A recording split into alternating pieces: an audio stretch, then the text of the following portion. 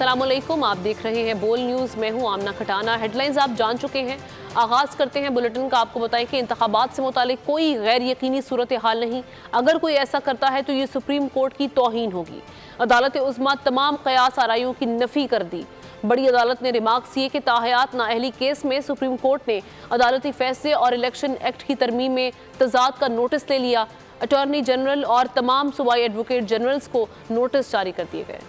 ताहयात नाअहली case में supreme court की अहम रूलिंग। जस्टिस सत्तर मिनल्ला ने कहा कि इंतखाबात के हवाले से कोई गैर यकीनी सूरत हाल नहीं है, ताहम अगर किसी ने ऐसा कुछ किया तो ये सुप्रीम कोर्ट की तौहीन होगी। दौरान समात सुप्रीम कोर्ट ने कहा केस को इंतखाबात में ताखीर के आला कार के तौर पर इस्तेमाल नहीं किया जाएगा। अदालती हुक्मनामे की नकल इलेक्शन कमीशन को भी अरसाल करने का हुक्म दिया है। सुप्रीम कोर्ट ने अदालती फैसले और इलेक्शन एक्ट की तरमीम में तजाद का नोटिस भी ले लिया। अदालत ने अटॉर्नी जनरल और तमाम सूबाई एडवोकेट जनरल्स को नोटिस जारी कर दिए हैं। सुप्रीम कोर्ट ने केस लार्जर बेंच के सामने मुकर्रर करने के लिए जजेस कमेटी को भी भिजवा दिया है। केस की मजीद समाअत जनवरी 2024 में होगी।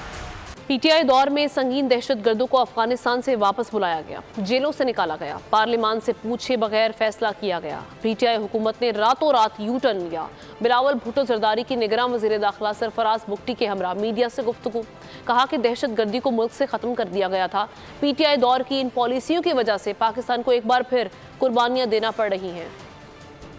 खान साहब ने उनको दावत दी कि आए वापस पाकिस्तान के कबायली इलाकों में। इनके जो कैदी जहां पाकिस्तान में मौजूद थे उनको पाकिस्तान का जेल से निकाला गया, पार्लियामान से पूछे बगैर एक फैसला लिया गया। फौज के सिपाही रहे हैं, सब के सब दहशतगर्दी का मुकाबला करते हुए अपने शहादतें भी कबूल की और उस जदोजहद के नतीजे में पाकिस्तान में अमन कायम हुआ। दहशतगर्दी को पाकिस्तान से तकरीबन ख़त्म कर दिया गया था और हमें अब एक बार फिर इन दहशतगर्दों का मुकाबला करना पड़ेगा, एक बार फिर शिकस्त दिलवाना पड़ेगा। मेरे पाकिस्तान के पुलिस अफसरान, मेरे पाकिस्तान के फौजी सिपाही और मेरे पाकिस्तान के अवाम को एक बार फिर अपना खून का कुर्बानी देना पड़ेगा। इलेक्शन में ताखीर बर्दाश्त नहीं करेंगे। पीपल्स पार्टी के रहनुमाओं की सईद गनी, फैसल करीम कुंडी और ताज हैदर की इस्लामाबाद में चीफ इलेक्शन कमिश्नर से मुलाकात के बाद मीडिया से गुफ्तगू, कहा इलेक्शन कमीशन ने यकीन दिलाया कि ताखीर नहीं होगी। इलेक्शन कमीशन को तजवीज़ दी कि इंतखाबात मुलतवी कराने की दरख्वास्तों को नाकाबिल समाअत करार दिया जाए। लेवल प्लेइंग फील्ड में सूबाई हुकूमतें भी आती हैं। पोस्टल बैलेट की एप्लीकेशन की फिल फॉर इलेक्शन कमीशन की वेबसाइट पर डाला जाए। पाकिस्तान पीपल्स पार्टी किसी सूरत में भी इलेक्शंस के अंदर ताख़ीर नहीं चाहती। हमें यकीन दिलाया गया है कि इलेक्शंस के अंदर किसी किस्म की ताख़ीर नहीं होगी, लेकिन बहरहाल हमने ये तजवीज़ सामने रखी है कि जो एप्लीकेशंस आई हैं ताख़ीर के सिलसिले में उनको इलेक्शन कमीशन अनमेंटेनेबल करार दे और उनकी बाकायदा हेयरिंग जो है वो नहीं होनी। मखसूस पार्टियाँ इलेक्शन डिले पे बातचीत कर रही थी कि इलेक्शन जो है वो कभी मौसम के हवाले से कभी किस बहाने से डिले की बात हो रही थी। उस पर हमने बात की कि इलेक्शन डिले जो है पाकिस्तान पीपल्स पार्टी कभी बर्दाश्त नहीं। जो हल्का बंदियाँ की उस कमेटी ने की, उस हल्का बंदी में ना तो इलेक्शन कमीशन के किसी मेंबर का कोई रोल था और ना ही जो हमारा सूबाई इलेक्शन कमिश्नर है उसका कोई रोल। इंटरेस्टिंगली अगर एमक्यूएम की सिर्फ बात करें तो कराची के जो 7 जिले हैं वो किसी एक बेंच में नहीं थे। कुछ जो थे वो चीफ इलेक्शन कमीशन की बेंच में थे और कुछ जो थे वो दूसरे बेंच में थे। अब वहाँ सबसे ज्यादा एतराजात जो सिंध में फाइल हुए हैं वो पीपल्स पार्टी की जानिब सबसे ज्यादा, और सबसे ज्यादा मुस्तरद हमारे हुए। लेकिन हम ये समझते हैं कि उसका एक कानूनी रास्ता है, हम उसको इख्तियार कर रहे हैं, हम आगे अदालतों में जा रहे हैं। जमहूरियत ही हमारा रास्ता है, वो ही अपनाना पड़ेगा। इलेक्शन का वक्त बढ़ाया गया तो अंधेरी गली में दाखिल हो जाएंगे। खुर्शीद शाह की सक्खर में बोल न्यूज़ से गुफ्तगू, कहा आइन इलेक्शन का वक्त बढ़ाने की इजाज़त नहीं देता, फिर मुल्क की मईशत तबाह बर्बाद हो जाएगी। हमें साफ और शफाफ इंतखाबात होते हुए दिखाई नहीं दे रहे। ऐसे इंतखाबात को ये शहर कबूल नहीं करेगा। सड़कों पर आकर अपना मैंडेट मनवाएंगे। खालिद मकबूल सिद्दीकी ने कहा कि प्री पोल रिगिंग हो चुकी, इसे ठीक ना किया गया तो अवाम खुद बताएं कि क्या करना है। इलेक्शन शेड्यूल कब जारी होगा? निगरान वज़ीर इत्तलात मुर्तज़ा सोलंकी का इस्लामाबाद में तकरीब से खिताब, कहा इलेक्शन कमीशन इंतखाबी शेड्यूल 16 दिसंबर से कबल जारी कर देगा। आम इंतखाबात 8 फरवरी को ही होंगे, किसी को इस पर शक नहीं होना चाहिए। इंतखाबात आज़ादाना और मुनसिफाना नहीं हो सकते अगर आधी आबादी मुल्क की वो इस अमल से बाहर हो, चाहे वो वोट देने के हवाले से हो, चाहे उम्मीदवारों के हवाले से हो। अभी जो इलेक्शंस होने वाले हैं, जुमेरात 8 फरवरी 2024 जो इंतखाबात का दिन है, पूरे मुल्क में इंतखाबात होंगे, इसमें किसी को कोई शक व शुबा नहीं होना चाहिए। इलेक्शन का शेड्यूल 16 दिसंबर से पहले मिल जाएगा। 16 दिसंबर एक तरह से कट ऑफ डेट है, क्योंकि 16 दिसंबर और 8 फरवरी के दरमियान 54 दिन बनते हैं, जो कि आईनी तौर पर लाजमी है कि आपको सियासी जमातों को मिलने हैं। पेशावर हाई कोर्ट ने इलेक्शन कमीशन नोटिस के खिलाफ पीटीआई दरख्वास्त पर फैसला सुना दिया। अदालत ने इलेक्शन कमीशन को PTI intra party election case पर हतमी फैसला जारी करने से रोक दिया। हुक्मनामे में अदालत ने कहा कि दरख्वास्त पर फैसले तक इलेक्शन कमीशन ऑर्डर पास ना करे। अदालत ने इलेक्शन कमीशन को नोटिस भी जारी कर दिया। अदालत ने केस की मजीद समाअत 19 दिसंबर तक मुलतवी कर दी। मुस्लिम लीग नून ने सिंध में सरगर्मियां तेज करने का फैसला कर लिया। कायद मुस्लिम लीग नून मियां नवाज शरीफ 18 दिसंबर को कराची जाएंगे। नून लीग ने सिंध भर में जलसों का ऐलान कर दिया। मुस्लिम लीग नून सिंध में सरगर्म होने को तैयार। कायद नून लीग नवाज शरीफ 18 दिसंबर को कराची पहुंच रहे हैं। नवाज शरीफ के हमरा पार्टी सदर शहबाज शरीफ, मरियम नवाज और दीगर रहनुमा भी होंगे। नून लीग ने सिंध भर में वर्कर्स कन्वेंशन का ऐलान भी कर दिया। पहला वर्कर कन्वेंशन 15 दिसंबर को हैदराबाद में होगा। सक्खर, मीरपुर खास, नवाबशाह और सिंध के दीगर शहरों में भी कारकुनान के इज्तिमात मुनक्किद किए जाएंगे। 20 से 25 दिसंबर तक नून लीग के तहत सिंध भर में क्रिसमस और कायदे आजम और नवाज शरीफ की सालगिरह की तकरीबात होंगी। इस्लामाबाद की इंसदादे दहशतगर्दी अदालत ने बानी चेयरमैन पीटीआई की 3 और शाह महमूद कुरैशी की 2 मुकदमात में जमानतें मंजूर कर लीं। सरकारी वकील का कहना था कि पीटीआई रहनुमाओं ने जानबूझकर एहतजाज कराया। बानी पीटीआई ने अवाम को वरगलाया और इश्तियाल पैदा करने की कोशिश की। इस्लामाबाद की इंसदादे दहशतगर्दी अदालत का फैसला। बानी चेयरमैन पीटीआई की 3 और शाह महमूद कुरैशी की 2 मुकदमात में जमानतें मंजूर। पीटीआई रहनुमाओं पर इल्जाम था कि उन्होंने जानबूझकर एहतजाज कराया, अवाम को उकसाकर इश्तियाल दिलाया। प्रोसिक्यूटर राजा नवीद और पीटीआई वकला सरदार मसरूफ और खालिद यूसुफ अदालत में पेश हुए। जज अबुल हसनात जुल्करनैन ने इस्तफसार किया कि क्या शाह महमूद कुरैशी और चेयरमैन पीटीआई मौके पर मौजूद थे, जिस पर प्रोसिक्यूटर ने कहा कि शाह महमूद कुरैशी और बानी पीटीआई मौके पर मौजूद नहीं थे। इंसदादे दहशतगर्दी अदालत के जज ने मुल्जिमान की जमानतें मंजूर कर ली। साबिक चेयरमैन पीटीआई और बुशरा बीबी के निकाह से मुतालिक केस काबिल समाअत करार दे दिया गया। महफूज फैसला सुनाते हुए अदालत ने दरख्वास्त काबिल समाअत करार दे दी। अदालत ने बुशरा बीबी को ज़ाती हैसियत में तलब कर लिया। अदालत ने साबिक चेयरमैन पीटीआई की अडयाला जेल में फैसले की तामील कराने का हुक्म दिया। खाबर मानिका के वकील ने केस काबिल समाअत होने पर दलाइल दिए। जज कुदरतुल्लाह ने कहा कि आप कानून को देख लें, कानून 496B इस हवाले से क्या कहता है। खावर मानिका के बयान में कुछ भी नहीं है। वकील ने कहा कि खावर मानिका को नौकर ने बताया कि उसने जना करते हुए देखा। केस की मजीद समाअत 14 दिसंबर को होगी। जुल्फ़िकार भुट्टो की फांसी केस की लाइव नशरियात के लिए बिलावल भुट्टो जरदारी की सुप्रीम कोर्ट में दरख्वास्त दायर। दरख्वास्त बिलावल भुट्टो की जानिब से उनके वकील फारूक एच नाइक ने दायर की।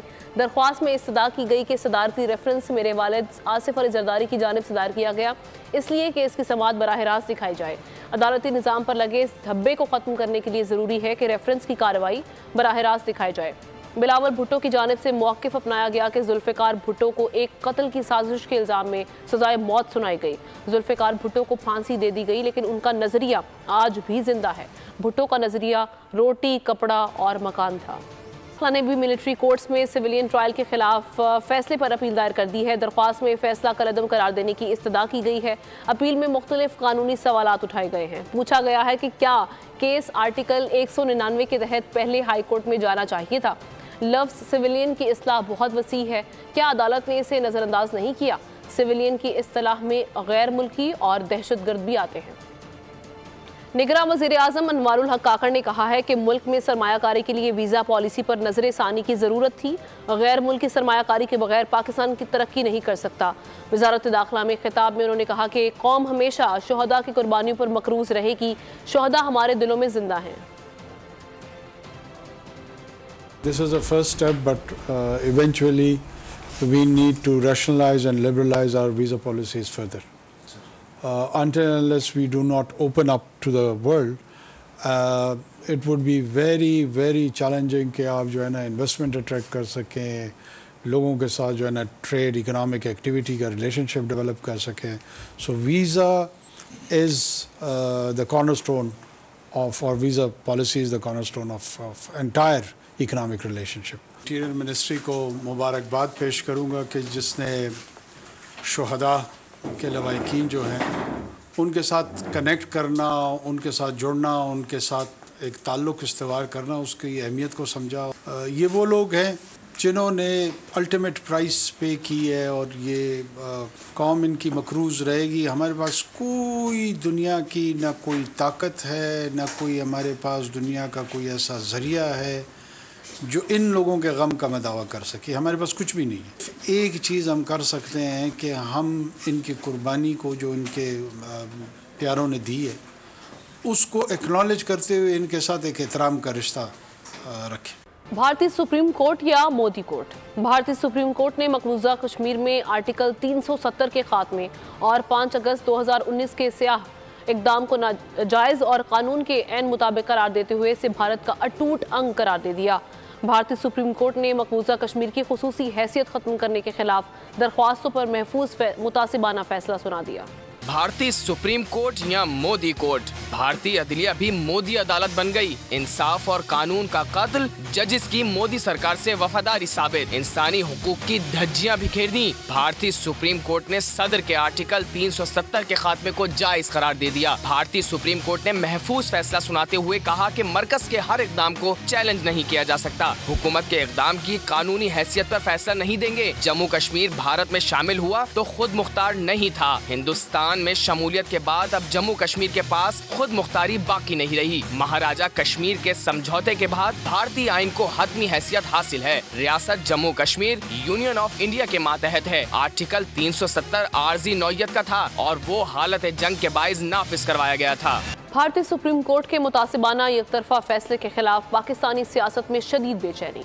अहम सियासी शख्सियात की जानिब से फैसले की मजम्मत करते हुए तहरीक आज़ादी कश्मीर की हिमायत की गई. मकबूजा कश्मीर में गैर कानूनी, गैर इखलाकी और नाजायज भारतीय रियासत की सुप्रीम कोर्ट का मुतसिबाना यकतरफा फैसला. पाकिस्तान में मुजम्मत मिशाल मलिक ने कहा कि जंगल के कानून में कश्मीरियों को कभी इंसाफ नहीं मिल सकता. मोदी और नेतन्याहू में मुकाबला है कि कौन कितना ज्यादा कत्लेआम करेगा. RSS और भारतीय दहशतगर्द का दायरा पूरी दुनिया तक फैल चुका है. आज एक दफा फिर हिंदुस्तान ने अपनी नफरत कश्मीरी कौम के बारे में खुल के सामने एक्सपोज कर दी है. चाहे उनके प्राइम मिनिस्टर हों, चाहे उनकी दहशतगर्द आर्मी हो, चाहे उनकी एजेंसीज हों, चाहे उनके सुप्रीम कोर्ट के जजेस हों, आज तक किसी कश्मीरी को वहाँ पे इंसाफ नहीं मिला, बल्कि फांसी तले उनको लटकाया और लाशें तक नहीं मिली अपने प्यारों को. स्पीकर आज़ाद जम्मू कश्मीर असेंबली चौधरी लतीफ़ अकबर ने कहा कि भारतीय सुप्रीम कोर्ट ने मुतसिब मोदी हुकूमत के फैसले को बरकरार रखकर मुतसिब अदालत होने का सबूत दिया. फैसला था जिसको भारत की एक मुतसब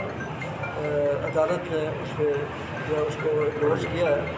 ये इस पर मुझे इंतहाई अफसोस किया और मुझे इसकी मजम्मत भी करता हूँ. अमीर जमात इस्लामी सिराजुल हक ने कहा कि इस्लामाबाद कमर कसकर कश्मीर का केस आलमी सतह पर लड़े. कश्मीर पर मुस्तकिल डिप्टी वजीर खारजा तैनात किया जाए. हमें अंदाजा था कि भारतीय सुप्रीम कोर्ट इंडियन गवर्नमेंट के दबाव में ऐसा ही फैसला देगी, लेकिन मकबूजा कश्मीर के अवाम भी, पाकिस्तान के अवाम और दुनिया भर के बाज़मीर अवाम इसको मुस्तरद करते हैं. Welcome back. गजा में इजराइल हमास जंग जारी है. इजराइल की फ़लस्तीनियों के खिलाफ कार्रवाइयाँ जारी हैं, जबकि अक़वाम मुत्तहिदा की जनरल असम्बली ने गजा सूरत हाल पर मंगल को खुसूसी हंगामी इजलास तलब कर लिया है. तफसीलात इस रिपोर्ट में देखिए. गजा में इसराइल हमास झड़पे, इसराइली बमबारी जारी. इसराइली फौज का अल खलील, बैतुल हवा और जिनीन में धावा. फलस्तीनी नौजवानों से तसादुम हुआ. इसराइल ने रमला में भी आम फलस्तीनियों के खिलाफ कार्रवाई की है. मगरिबी किनारे नाबलस में घरों पर फायरिंग से एक फलस्तीनी नौजवान जख्मी हुआ. जुनूबी लबनान से हिजबुल्लाह ने इसराइल में अहदाफ को निशाना बनाया. इसराइली वजीर आजम बेंजामिन नेतन्याहू ने हमास जंगजुओं से कहा है कि बहुत हो गया है, अब हथियार डाल दो, हमास के खात्मे का वक्त भी करीब आ गया है। हमास ने जवाब में खबरदार किया है कि जब तक उसके मुतालबात पूरे नहीं किए जाते, कोई भी इसराइली यरगमारी गजा की पट्टी से जिंदा वापस नहीं जाएगा। अक़वाम मुत्तहिदा की जनरल असेंबली ने गजा सूरत हाल पर मंगल को खुसूसी हंगामी इजलास तलब कर लिया। गजा में जंग बंदी पर करारदाद पर वोटिंग का इम्कान है। इसराइली वजीर आजम नेतन्याहू ने रूस की तरफ से गजा की जंग बंदी के हक में वोट देने पर सदर प्यूटन पर अदम इत्मीनान का इजहार किया है। रूसी वजीर खारजा सरगई लारूफ ने कहा है कि इसराइल का हमास हमले को फलस्तीनी अवाम को इज्तिमाई सजा देने के जवाब के तौर पर इस्तेमाल करना नाकाबिल कबूल है। इसराइली फौज नामालूम अफराद की तेज और स्मार्ट डकैती का शिकार। इसराइली तरबियती अड्डे पर रुकने वाले असले के ट्रक से अमरीकी साख्ता 16M राइफल के 55 लाख से जायद गोलियां चोरी कर ली गयी। ये सामान डब्बों में पैक करके एक ट्रक पर लादा गया था, जिसे सहरा नक में वाक़े तस्लीम फौजी अड्डे पर ले जाया गया था।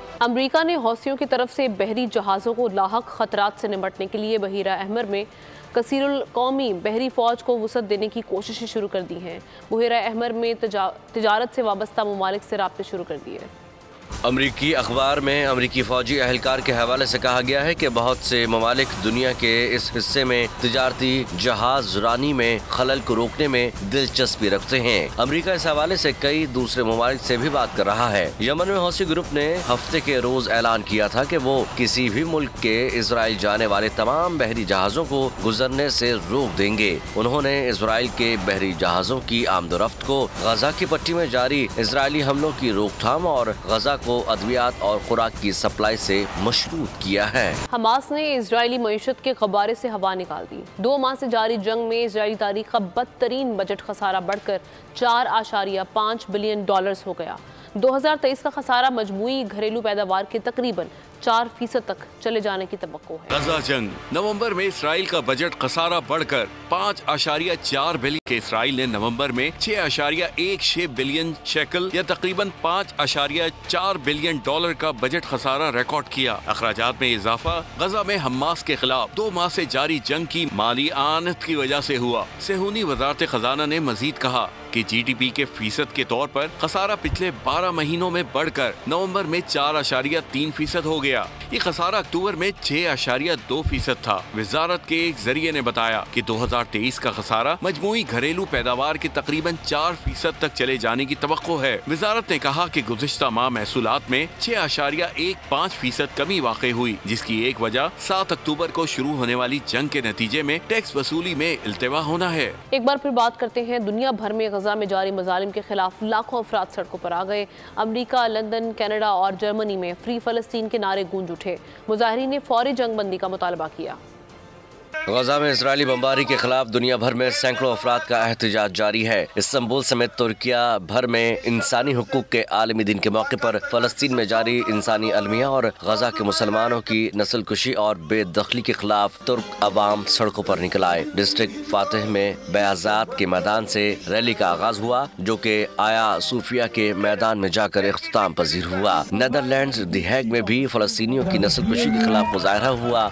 जर्मनी के शहर बर्लिन में भी एहतजाज। मुजाहिरों पर पाबंदी के बावजूद हजारों अफराद ने एहतजाज में हिस्सा लिया। अमेरिका भर में फलस्तीनियों के साथ इजहार यकजहती के लिए मुजाहरे हो रहे हैं। न्यूयॉर्क के ब्रुकलिन पुल पर और शिकागो में भी अहले फलस्तीन के लिए मुजाहरे हुए। लंदन में भी अहले फलस्तीन के लिए मुजाहरा हुआ। कनाडा के शहर टोरंटो और वैनकूवर में फलस्तीन मार्च निकाले गए।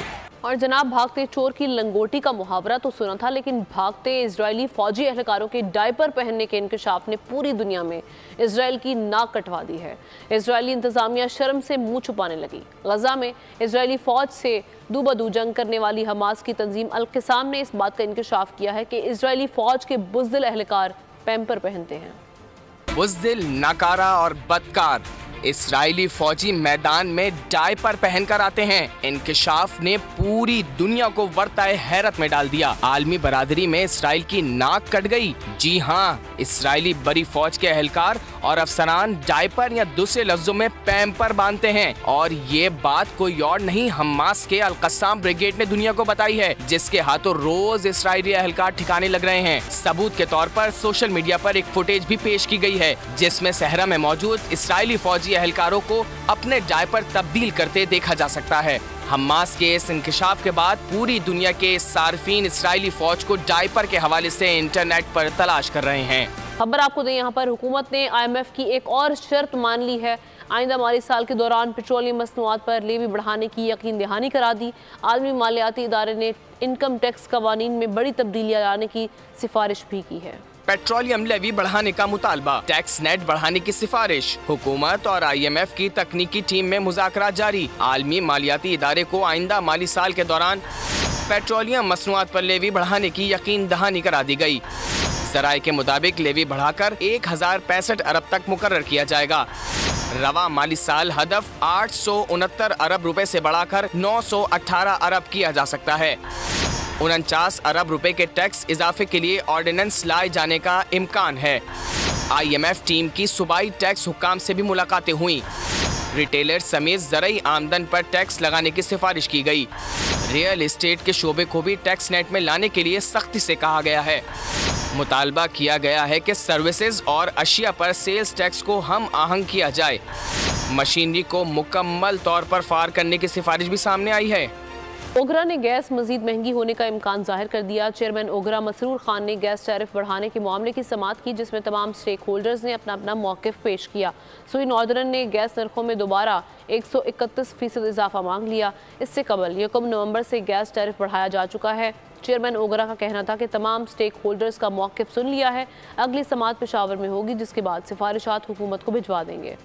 16 दिसंबर से पेट्रोलियम मसनूआत की कीमतों में बड़ी कमी का इम्कान है। पेट्रोल की कीमत में 13 और डीजल की कीमत में 15 रुपये फ़ी लीटर कमी हो सकती है। आलमी मंडी में भी पेट्रोल की कीमत में $5.5 फ़ी बैरल कमी हुई। महंगाई से मुतासरा अवाम के लिए अच्छी खबर। आलमी मंडी में पेट्रोल की कीमत में $5.49 फी बैरल कमी हो गई। 16 दिसंबर से मुल्क में पेट्रोल की कीमत में 13 और डीजल की कीमत में 15 रुपए फी लीटर कमी का इम्कान है। मुल्क में इस वक्त पेट्रोल की कीमत 281 रुपए 34 पैसे जबकि डीजल की कीमत 289 रुपए 7 पैसे है। हुकूमत पेट्रोलियम मसनूआत की मुमकिना कीमतों से मुतालिक हतमी फैसला 15 दिसंबर को करेगी। आवाम की जानिब से पेट्रोलियम मसनूआत की कीमतों में कमी के फैसले का खैर मकदम किया जा रहा है। स्क्वाश की हुक्मरानी लौटाने का मिशन महविश और महानूर गामजन छोटी सी उम्र में मेडल्स की लाइन लगा दी। दोनों बहनें बनी दुनिया बोल है में मेहमान, मुल्क के लिए मजीद कामयाबियां समेटने के अज़्म का इरादा किया। तो इस हवाले से आज मेहमान बनी स्क्वाश की हुक्मरानी लौटाने का इनका मिशन है। महविश और महानूर ये 2 बहनें हैं जिन्होंने छोटी सी उम्र में मेडल्स की लाइन लगा दी हैं। दोनों बहनें आज दुनिया बोल है में मेहमान बनी, मुल्क के लिए मजीद कामयाबियां समेटने के अज़्म का इरादा किया। मेरे पेरेंट्स की बहुत सपोर्ट है कि हम इस मकाम पे आए हैं, क्योंकि जब तक पेरेंट्स आपको सपोर्ट नहीं करते अकेला बंदा कुछ नहीं कर सकता। इस तरह मैं कहती हूँ, अगर आपको हम पर ट्रस्ट करे, एक ट्रस्ट आप डेवलप करें गर्ल्स पर, फीमेल्स पर, ताकि हम भी आपके लिए बॉयज़ की तरह टाइटल्स लेकर आए और इंशाल्लाह आप हम पे बिलीव रखें। हम उनसे कम नहीं हैं, हम उनसे बहुत बेहतर है। मैंने क्वार्टर फाइनल खेला, बहुत टफ हुआ। उससे पहले मैंने अपसेट किया कायनात आमिर का, वो भी पेशावर से बहुत सीनियर प्लेयर, अच्छा खेलती है। एक ब्रेक के बाद हाजिर होंगे न्यूज़ हेडलाइंस के साथ। देखते रहिए बोल न्यूज़। सब्सक्राइब करें और बेल दबाएं ताकि कोई खबर रह न जाए।